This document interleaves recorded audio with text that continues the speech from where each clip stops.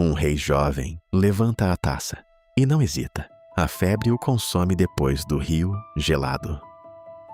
Seu médico Filipe prepara o remédio que pode salvá-lo.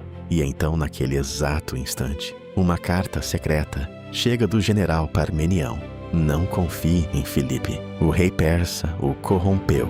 Alexandre lê o aviso e não para. Filipe se aproxima com a taça nas mãos. O rei a recebe sem desviar o olhar e olha fundo nos olhos do médico. Ele escolheu a confiança no lugar do medo. Filipe lê a carta. O rosto empalidece de choque. Alexandre observa aquele rosto e sorri baixinho. Ele apostou a vida na fé e venceu.